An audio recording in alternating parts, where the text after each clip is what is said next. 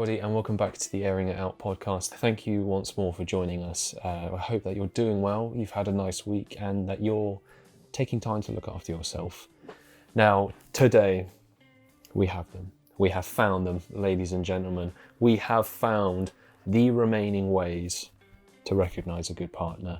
I'm sure you'll remember, as it is likely as fresh in your mind as it is in my mind, every single day since the calamity, the great calamity of 2024, on that day, that fated day where you learnt the first 14, 15 ways to recognise a good partner, but the remaining ones were missing. And I know that your love life has not been the same. Your relationships have not been the same because you got given the first part of the key, but the second was taken away from you. I know what you've been thinking. What am I going to do? How am I going to find good qualities in a partner? How am I going to find the perfect partner without knowing what those 4 or 5 traits are? It's okay. It's okay. The Airing It Out podcast, we're bringing answers. That might also mean that we're not providing the full answers in the first place, but we deliver eventually. Yeah, okay, moving on. So the actual article itself is written by Mandy Kloppers. Mandy is a psychologist / CBT therapist, little insight here, who believes getting through life is easier with a robust sense of humour. I also agree with that. As Theo Von says, it's always a good day when you laugh at yourself. And I think so far today is one of those days, at least for myself. Okay, so we're going to move forward. I'm ready. Are you ready? Number 15, they are dependable. A good partner is reliable and responsible, always there for you in a crisis, if they are able to. This is a big one. Imagine being with a partner who you can't rely on. It's not exactly a partner, is it? That's someone that you have an intimate relationship with who's not always there when you need them, or is just not always there in general. Number 16, they are supportive. A good partner encourages you to be the best that you can be. They do not feel threatened by your success, and they naturally bring the best out in you. I think this is probably one of the biggest ones. I can't imagine, we encourage this kind of behaviour on the podcast. We always want to see the best out of people and want to bring the best out of people because, that's a good way to live your life. And to have that in another partner just enriches your life and your relationship. You want to see that person thrive. You don't want to keep them under your shoe or something. Bring the best out of them. Do that for a lot of people, but doing it in your partner gives you that extra bit of reward. Okay. This is tense. I'm feeling it. Number 17, they put in consistent effort into the relationship. A caring, good partner realises that relationships take work and don't chug along forever without putting any effort in.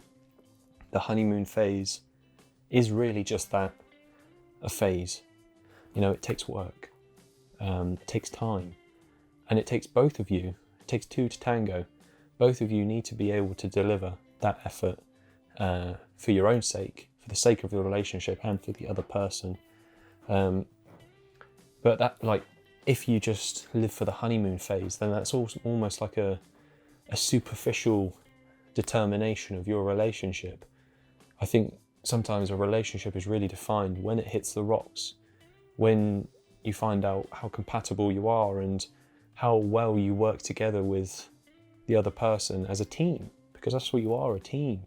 You're working together to bring each other happiness while also taking some of that happiness for yourself. It still rings true in my heart. John and Amy, the inspirations for one of them for the last video, a relationship should be a team. You're working together and you both got a common goal, and that's falling in love, baby. Okay, moving on. Number 18, they are honest and trustworthy. The partner is trustworthy. Say what they mean and they would never cheat on you. if they did meet someone else, they would end their relationship rather than deceive you and hurt you by leading you on. This is absolutely imperative. Honesty, always.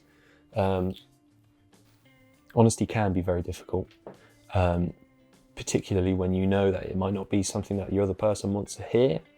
It might not be the time, it might not be the place, and it might not be the circumstance for someone to hear it, but ultimately it's overcoming that short-term difficulty and adversity for both of your sakes, rather than letting something fester. I've had that when I've had my recent difficulties in my relationship. I was finding it difficult to talk to people in general, and there were some things that I wasn't talking to my girlfriend about, and that created a bit of a divide in our relationship. I eventually spoke to her about it, and it gave her a lot of insight as to why I was being the way that I was. But in that time where I wasn't talking, she knew that something wasn't quite right, but she then came to her own conclusions and thought, because I wasn't telling her what it was, the mind wanders. Everyone's mind wanders, particularly when you're intrinsically invested. So when we did finally speak and I spoke about these things, it was like, oh, okay, well that makes a lot more sense. A dear friend of mine, James, he told me about his relationship, and when he has issues such as this, something that he told me that I've tried adopting into my own relationship is, you build up narratives in your head and you build up things in your head where you can sometimes, I'm particularly very mind dominant, although I'm working to be better than that. You build up narratives and you think, oh, maybe this, maybe that, maybe I don't want to tell them. What if I do tell them? What? Voice that with your partner. If you know, and if your relationship is healthy enough so that you know your partner won't flip out or twist what you're saying or take what you're saying at surface level and be like, how dare you? If they're going to listen to you, then have that trust in you. Just voice what you're saying. And his example was, if you're having an argument or something's not right, it's like, okay, my mind is in this place, it's making me think this, and then you start tracing it back. I'm getting that kind of feeling from this, and I think ultimately what I'm feeling is this.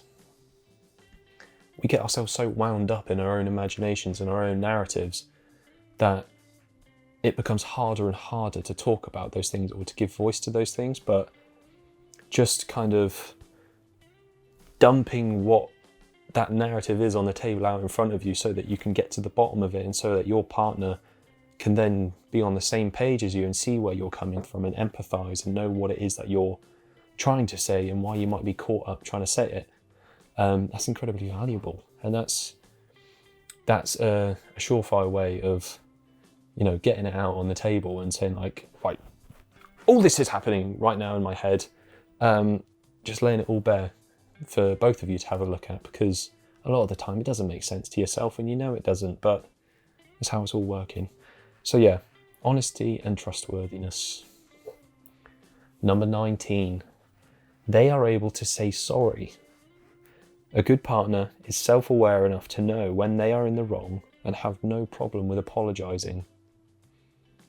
It's a big one. It's definitely a big one. I think a part of this one comes from a place of empathy. And as it said in the thing, self-awareness, it's having the empathy to realise, oh, actually my actions or my words the actions are words, have had this effect on this person. And it's being self-aware enough to say, okay, I might have hurt this person or done something which upset them, and that was on me. It's taking accountability for that and saying, okay, no, that was my mistake, I am sorry. Because it's helping reaffirm that you can make mistakes in relationships. Mistakes happen all the time, but it's owning them and saying to the other person, I'm sorry I made you feel this way, and that's on me. Because you can move on from that. Whereas if you stand there stout and stubborn, you're not moving on from that. That's the kind of whole idea of being stubborn. You're not going anywhere. Number 20, we're nearly there. You can hold that sigh of relief for one more. They are your best friend. A good partner offers a wonderful friendship. Friendship can hold a relationship together when the going gets tough. If you are friends, the other problems can be worked out, since the friendship provides a solid foundation for a happy, healthy relationship. Of course, we are all human and can't be good partners 100% of the time. A good partner, however, will possess the qualities listed above and will generally be someone who is happy with who they are and how they have lived their lives. Once self-acceptance established, there is always more to give others. Boom, we did it. We did it. It took about 8 months, but we did it. It is complete. You can now go off on your merry way, find the one and live happily ever after, because that's how it works. Yeah, thank you, Mandy Kloppers, for writing that article. And got there eventually. Sorry about that. We've spoken about the ways to recognise the good qualities in a partner, but what are the things that you look for in a good partner? What are your green flags? What are some of your red flags? Ooh. Let us know, and we'd like to share some of your ideas and some of your thoughts on the next episode of the Airing It Out podcast. But until that time, please take care of yourself, go easy, and we'll see you soon.